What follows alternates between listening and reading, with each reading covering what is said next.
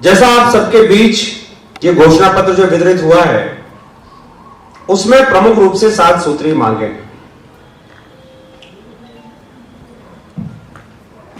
प्रतीकात्मक रूप में अलग अलग संगठनों ने अलग अलग तरह से अपनी सेक्टरल डिमांड भी इसमें शामिल करके अपनी अपनी तैयारियां प्रारंभ की। लेकिन मूलभूत रूप से अगर देखा जाए तो यही सबसे बड़ी मांगे हैं, यही सबसे बड़ा जो हमारा प्रश्न है, जिस वजह से हम हड़ताल करने के लिए मजबूर हुए हैं, हड़ताल करने के लिए जा रहे हैं।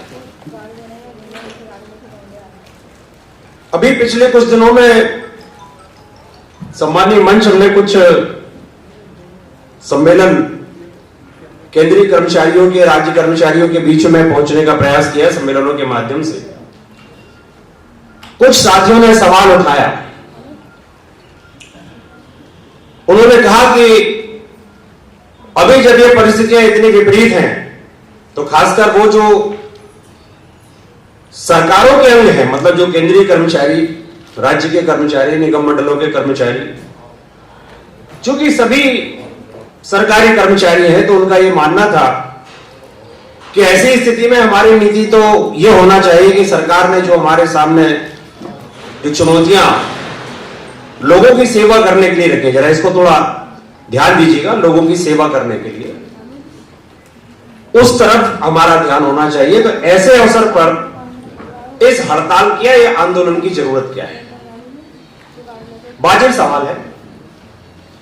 लेकिन जब इस सवाल के जवाब में उन तथ्यों को टटोला जाएगा कि जिसके चलते आज देश के लगभग 25 करोड़ लोग 26 नवंबर को जब सड़कों पर उतरने जा रहे हैं, तो आखिर ऐसा क्या कारण है कि जिसके लिए जो शासकीय कर्मचारी केवल ये ठप्पा लगा के बैठे रहे कि उनके जिम्मे केवल सरकारी नीतियों को पालन करवाने का ही एकमात्र काम है। उस संघर्ष में भागीदार क्यों ना बने जिस संघर्ष के लिए करोड़ों किसान, मजदूर, तमाम जो श्रम संगठन जो अपने झंडे डंडे सब चीजों को छोड़कर एक मंच पर आ रहे हैं, उनका साथ क्यों ना दिया जाए? तो जरूर कुछ बुनियादी सवाल हैं जो प्रेरित करते हैं कि आपके बीच में उनको रखा जाए। इसमें एक बहुत पहली जो मांग है वो गैर आयकर दाताओं के बारे में, उसमें कहा गया है कि उन्हें इतना मिनिमम उन्हें भुगतान करना चाहिए।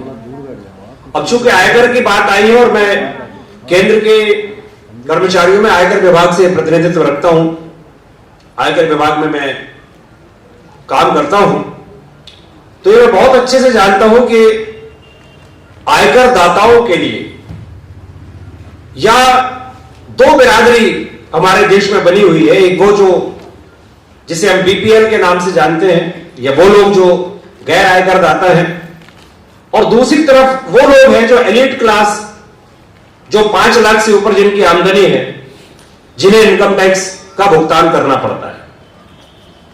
लेकिन जब इसको विश्लेषण को थोड़ा और आगे बढ़ाएं जरा सा इसमें, तो ये जो 5 लाख से ऊपर वाली आबादी का इनकम टैक्स है, वो दरअसल किन लोगों के माध्यम से सरकार के पास में पहुंचता है? वो लोग हैं जो केंद्र में, राज्य में, बीमा में, बैंक में, तमाम जगहों पर, कारखानों में वो जो काम करते हैं, उनके द्वारा टैक्स जो काटा जाता है उनके नियोक्ताओं के माध्यम से, जिसे स्रोत पर कर कटौती के नाम से जानते हैं, उनका सबसे बड़ा योगदान है। पिछले वर्ष लगभग 14 लाख करोड़ रुपया इनकम टैक्स के माध्यम से इकट्ठा हुआ, और इस 14 लाख करोड़ में जो सबसे बड़ा योगदान था वो वेतनभोगी तबके का योगदान था। ये जो तथाकथित रूप से जिनकी संपत्तियां बढ़ी है, जिनके बारे में चर्चा की गई, वो बड़े बड़े उद्योगपति जिन्होंने इस लॉकडाउन की इस महामारी के दौर में अपने अंतर्गत काम करने वाले कारखानों के मजदूरों को, जिन्होंने कोई सहारा नहीं दिया, जिन्होंने इस बात की चिंता नहीं की कि वो मजदूर अगर पलायन करेगा तो उसके पेट में, मतलब मैं तो यहां तक कहता हूं, माताएं, नारी शक्ति हमारे सामने बैठी है, वो कहानियां भी बड़ी हेडलाइन बनती थी कि ऐसी गर्भवती माताएं और ऐसी छोटी छोटी बच्चियों को अपने कंधे पर बिठाकर चलती माताएं, जो उस लॉकडाउन की वजह से घर से बेघर होकर, क्योंकि गाड़ियां बंद थी, निकल जाने का कोई साधन नहीं था, छटपटाते हुए सड़क पर गर्मी से मरते हुए उन बच्चों को भी लेकर जब वो गए हैं, तो वो दृश्य किसी की आंखों के सामने से ओझल हो नहीं सकता। और वो जो सरमायादार, जो ठेकेदारों के प्रतिनिधि हैं, जो पूंजीपतियों के प्रतिनिधि हैं, उन्होंने मजदूरों की मदद करने के लिए कोई आगे बढ़कर प्रयास किया नहीं। चर्चा यहां पर हुई वो जो सबसे बड़ी दर्दनाक घटना कि जब पटरियों पर रोटियां तो दिखी, लेकिन उन रोटियों को साथ में लेकर पोटली बांधकर चलने वाले मजदूर, उनके केवल शरीर क्षत-विक्षत दिखाई दिए। वो जो गुस्सा है, वो गुस्सा है जो इस बात के लिए प्रेरित करता है कि हम 26 नवंबर की हड़ताल को सफल बनाएंगे। इसलिए 26 नवंबर की इस हड़ताल में केंद्र सरकार के कर्मचारी भी अपनी भागीदारी करेंगे। इस वजह से भी कि सबसे पहले जैसे ही शुरुआत हुई, सामान्य तौर पर जो सरकारी कर्मचारी हैं साथियों, उनके पास में एक ये व्यवस्था है कि जैसे जैसे महंगाई बढ़ती है, उनके लिए महंगाई भत्तों की व्यवस्था सदियों से चली आ रही है। चाहे वो यूरोप की सरकारों के माध्यम से हो, चाहे भारत में आजादी के बाद से व्यवस्था की गई हो, महंगाई भत्ता डीए देने का एक व्यवस्था बनी हुई थी, फार्मूला बना हुआ था।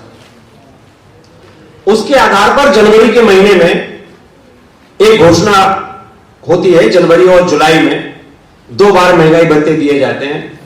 हालांकि कहते हुए मुझे शर्मिंदगी है कि मैं केवल उस 7% वर्ग का प्रतिनिधित्व करता हूं जो संगठित क्षेत्र का है, और बाकी 93% जो असंगठित क्षेत्र के मजदूर हैं, उन्हें सिर्फ महंगाई है, महंगाई भत्ता नहीं।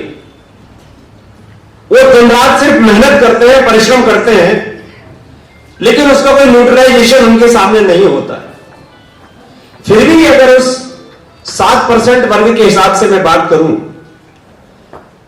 तो सरकार ने यह कहा कि जो 4% डीए डिक्लेयर हुआ था, वर्तमान में 17 है, और जिसे 21 किया जाना था 1 जनवरी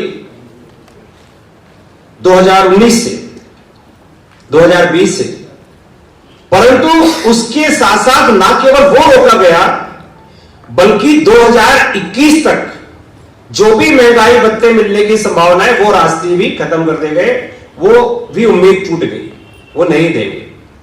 वजह कोरोना महामारी का समय है, इस समय आपको त्याग करना चाहिए, बिल्कुल ठीक है।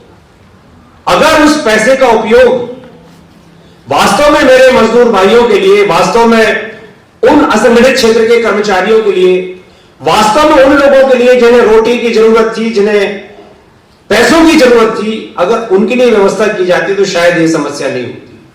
लेकिन अफसोस ऐसा हुआ नहीं। वो पैसा कहां गया, आप सभी जागरूक हैं, बहुत अच्छे से जानते हैं। इस वजह से ये तय किया गया, 1 दिन का वेतन प्रतिमाह प्रत्येक कर्मचारी पीएम केयर फंड में दे रहा है। मैं उसमें बहुत लंबा नहीं जाना चाहता, क्योंकि सम्मेलन का समय भी बहुत ज्यादा उसमें चला गया है, इसलिए बहुत सारी चीजें कहने की आवश्यकता नहीं है।